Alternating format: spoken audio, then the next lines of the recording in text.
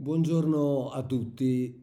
Questo è un video diverso dagli altri, decisamente diverso perché non nasce come al solito, da un testo antico da analizzare oppure da una domanda che voi ci avete fatto, ma nasce da un ricordo e dal bisogno anche molto semplice di fermarsi un momento perché è necessario. In questi giorni è venuto a mancare Erich von Däniken.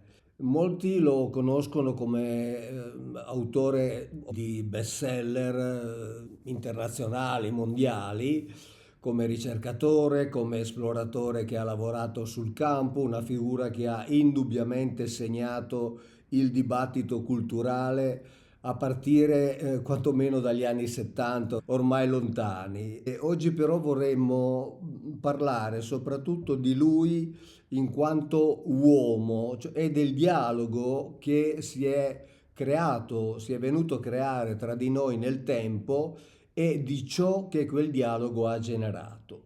Eh sì, Mauro è mancato un caro amico, un amico che abbiamo desiderato tanto conoscere proprio per il segno che ha lasciato nelle nostre letture, quando ha aperto un mondo con le sue domande sul passato dell'umanità. Nel corso degli anni si sono susseguiti i nostri viaggi da lui, che abitava in Svizzera, a Interlaken, in particolare a Beatenberg, un pochino sulle alture, e possiamo dire di aver costruito con lui un rapporto fatto di tempo condiviso, di grandi chiacchierate, di amicizia. E i nostri viaggi avevano un pochino sempre lo stesso ritmo, e arrivavamo, trascorrevamo subito un pomeriggio nel suo studio, senza fretta, accolti sempre con il sorriso, e poi si cenava appunto a Beatenberg tra le splendide montagne dove abitava.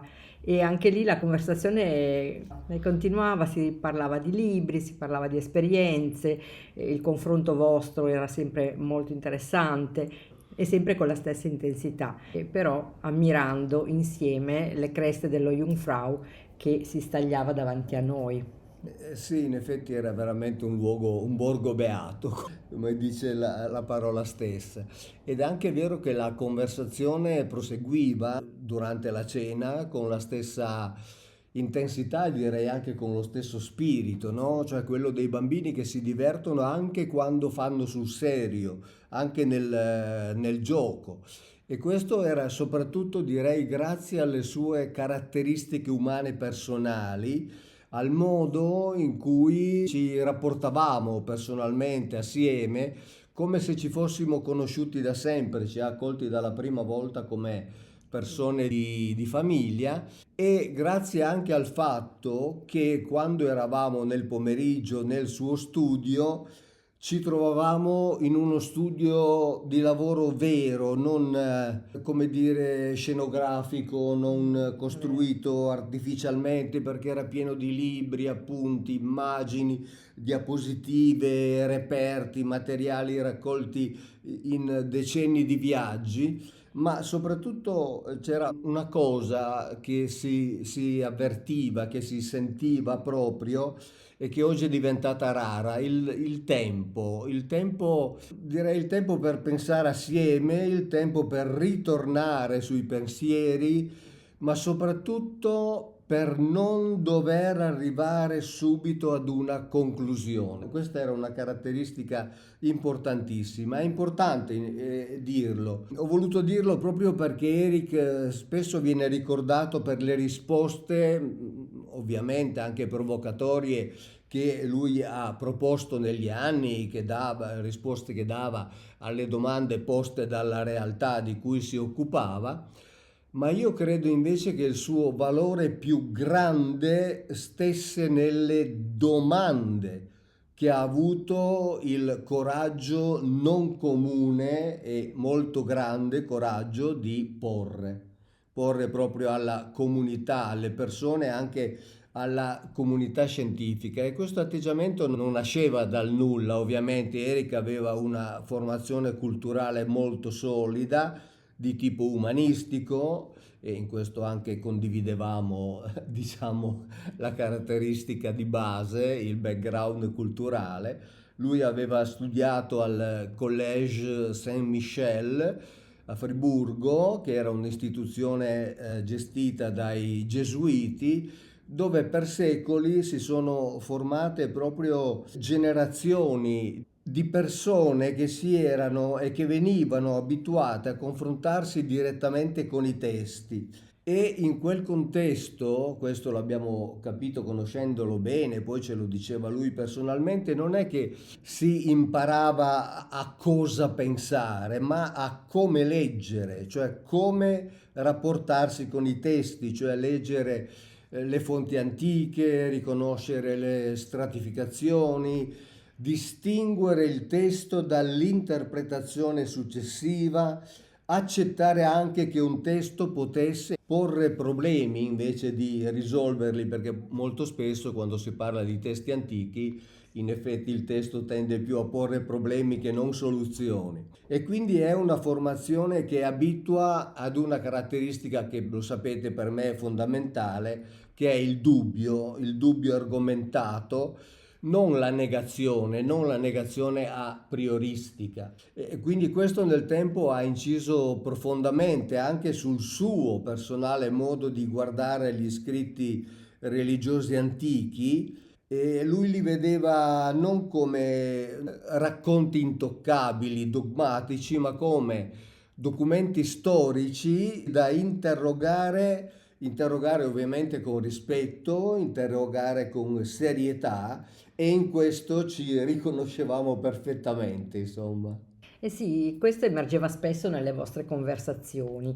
Infatti Eric, proprio per la sua formazione, nutriva un profondo rispetto per i testi antichi e direi che questa è una delle caratteristiche che condividevate pienamente, come anche il fatto di prenderli sul serio, considerando che gli autori, con grande fatica, volessero comunicarci eventi realmente accaduti. E non abbiamo tuttavia neanche motivo di pensare il contrario. Comunque non abbiamo certezze in questo ambito, come dici sempre, Mauro, vero? A volte significa anche porre appunto domande scomode, mettere in discussione dogmi accettati ormai da secoli. Sì, penso che il suo lavoro sia stato spesso frainteso proprio per questo motivo, perché lui non era animato dal desiderio di distruggere delle certezze, così come succede a me nel modo più assoluto, ma dalla volontà di capire se le spiegazioni tradizionali fossero davvero sufficienti per aiutare le persone, i lettori, a comprendere i testi antichi.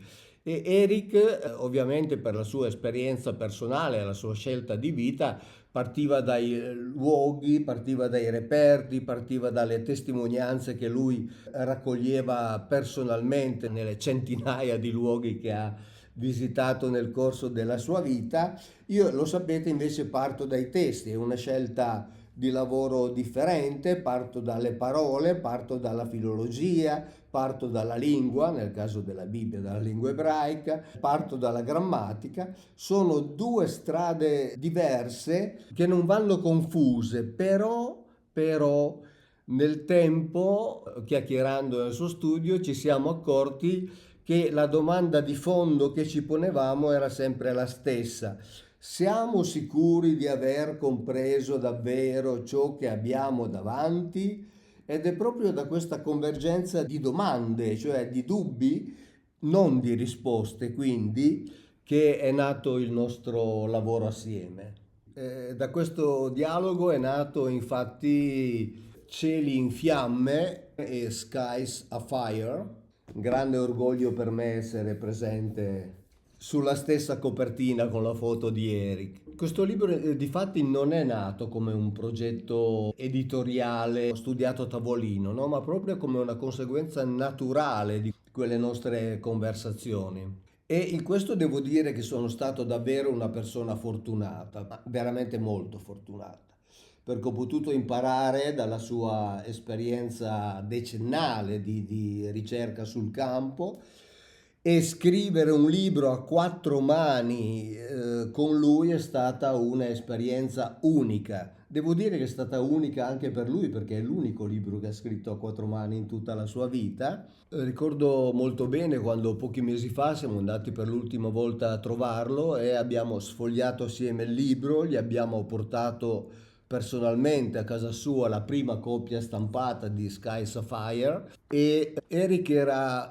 veramente felicissimo, aveva negli occhi la felicità di un bambino che ha ricevuto un dono che attendeva da tempo, no? Ma era felice non solo per il libro in sé, perché è curato nei dettagli, per le note che ci sono, ma per ciò che questo saggio rappresentava, cioè due percorsi indipendenti che avevano trovato un punto di dialogo assolutamente naturale, senza forzature, quindi nato in modo spontaneo, fatto in amicizia, veramente in grande amicizia e con comunanza di intenti. Proprio avevamo lo stesso fine, quello di diffondere il desiderio di sapere, il piacere di farsi domande, insomma. Per noi era importante che il libro uscisse contemporaneamente in italiano e in inglese. Siamo partiti da un testo in tedesco, la parte di Eric e i capitoli di Mauro in italiano,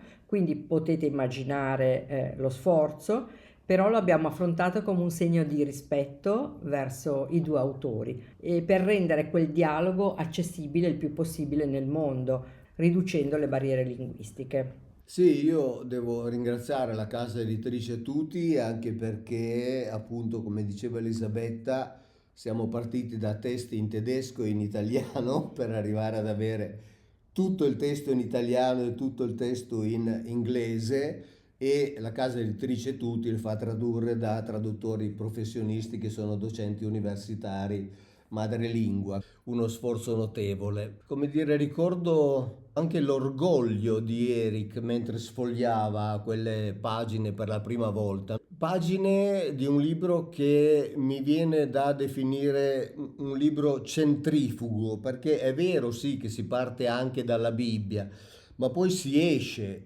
e con Eric si viaggia per il mondo, no? Si incontrano altre culture, altre tradizioni, altri testi. Questo è stato possibile proprio perché Eric aveva passato una vita sul campo, passato una vita di ricerche condotte ovunque nel mondo, ma allo stesso tempo, come abbiamo detto prima, lui aveva gli strumenti culturali per riconoscere il valore dei testi antichi. Ricordo ancora quando nel suo studio, durante uno dei tanti incontri, mi disse con una semplicità che mi ha veramente colpito, mostrandomi la mole immensa di materiale che c'è nel suo studio, immagini, reperti, riviste, articoli, 200.000 diapositive, eccetera, e mi ha detto è tutto a tua disposizione. E questo l'ho capito in quel momento lì, non era soltanto un gesto di fiducia,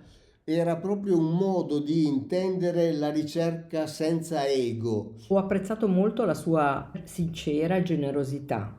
Voleva realmente condividere con entusiasmo le sue riflessioni, le sue convinzioni, il suo materiale e quindi esprimeva anche un grande senso di responsabilità verso il lavoro che aveva svolto dedicando tutta la vita, una vita che non era stata anche sempre facile, naturalmente. Assolutamente, ricordo tutte le cose che ci ha raccontato. Esatto. Oggi quel grande studio è così tristemente più silenzioso, ma ho una convinzione che le conversazioni nostre, le conversazioni che si sono svolte lì non si sono esaurite, anche perché abbiamo una volontà precisa.